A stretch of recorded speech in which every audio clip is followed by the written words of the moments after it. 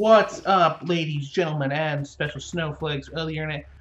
I'm Dan, and I want to talk to you about something that happened yesterday that was just glorious. Glorious! Am I turning into Magog? Straight! But for those, to get back into the fun stuff I want to talk about, yesterday there was a debate. I call it only a debate because it devolved into a pissing contest between Blaire White and Candace Owens on the Rubin.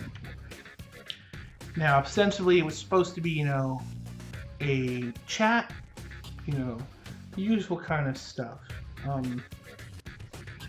But it devolved into, again, just mud throwing. Now,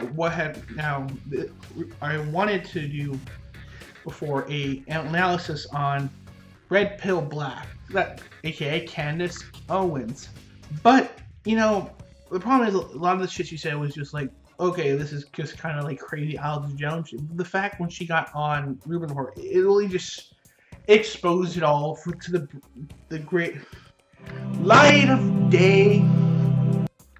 Because finally she was, instead of being on her phone, they're getting me! Oh my god, they're gonna be like Bilderberg kind of shit. But it really exposed A, how much she still isn't identified in politics, and B, how the fuck she knows about the web. So the big thing that was that I'm gonna cover is her, the first, and this is the most obvious one, was her not knowing shit about the web. In one of her Twitter videos, which I can't show because I don't know where the fuck, because it's Twitter and shit gets buried. But she was talking about how there's a deep web conspiracy and it went CIA funded attacks on her. Very much Alex Jones. I mean, I think she was offered a job at InfoWars. I think is she auditioning in real life for that?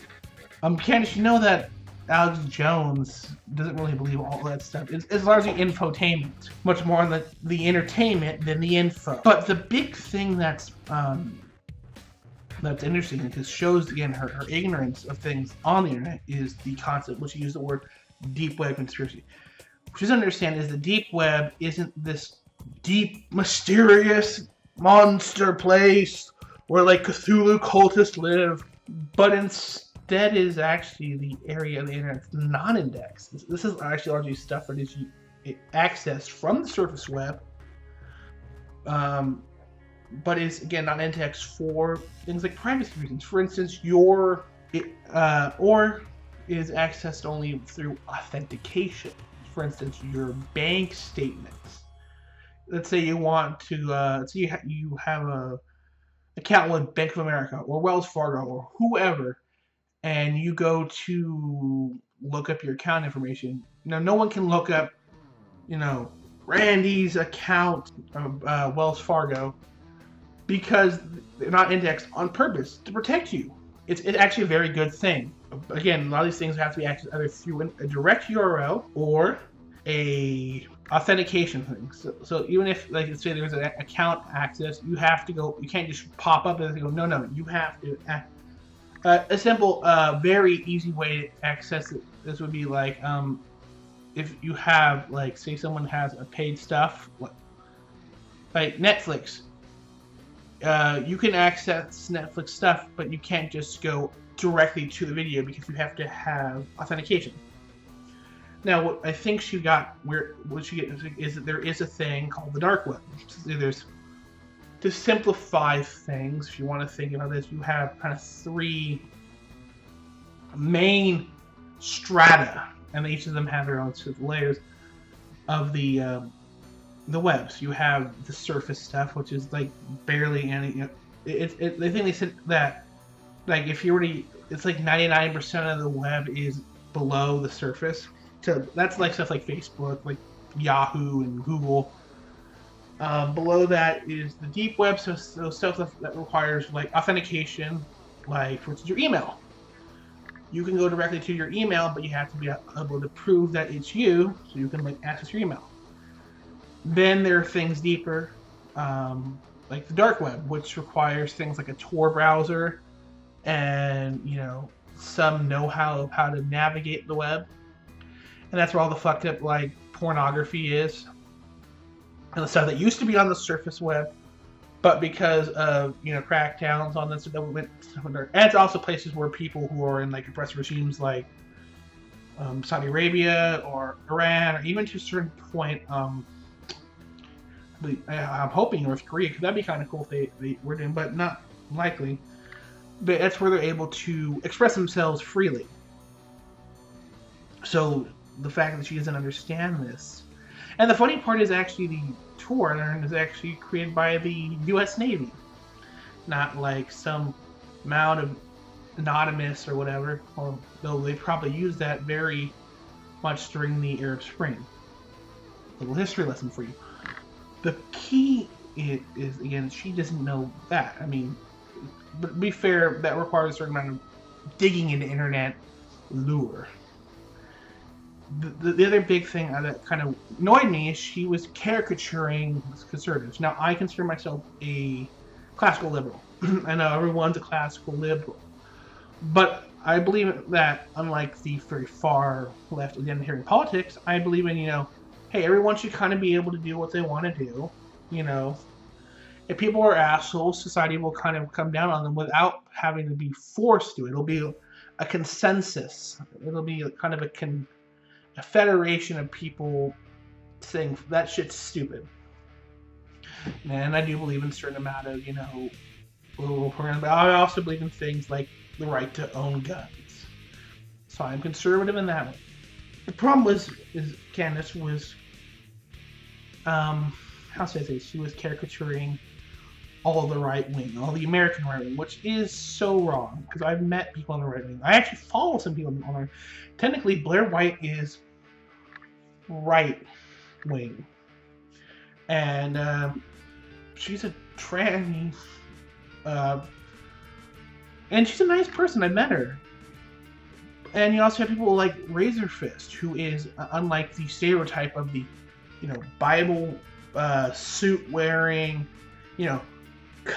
perfectly cut hair, coiffed Republican. He's a metalhead biker who reviews 80s action movies.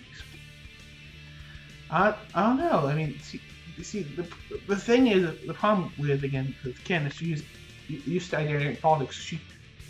She's, I hate to say it, she's still under this mindset of cookie cutter things. The fact that people should fit into these sort of things, as opposed to people being a little bit more unique based on life experience. The ironic thing is that you have where she came out of, claiming that life experience is important, but they don't want to acknowledge the fact that white people, or hell, conservatives or whatever, or can have life experiences that make them different and diverse. I'd say that all political parties have a certain amount of diversity, and I'm not talking about ethnic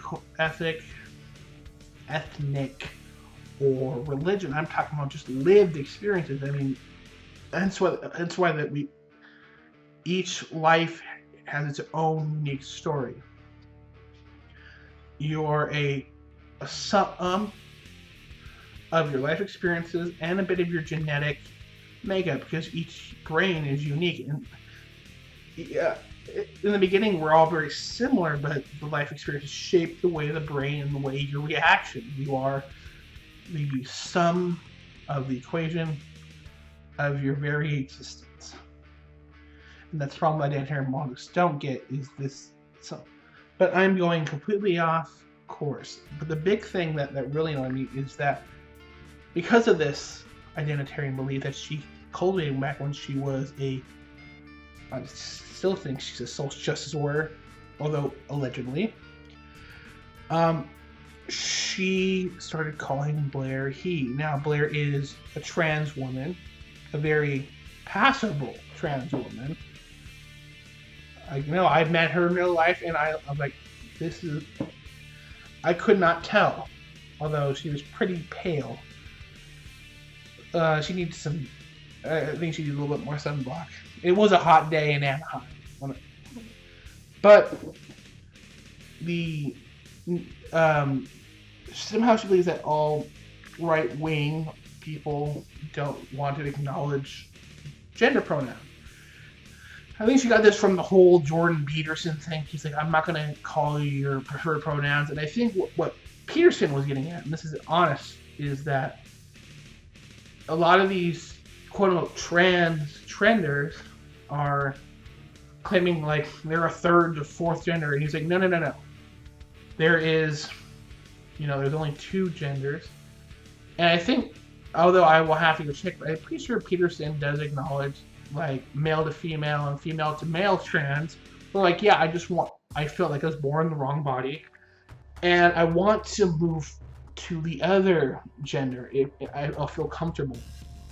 I think he's pretty much cool with that. Problem is, again, she's oversimplifying the argument against the trenders. It's quite sad in a way.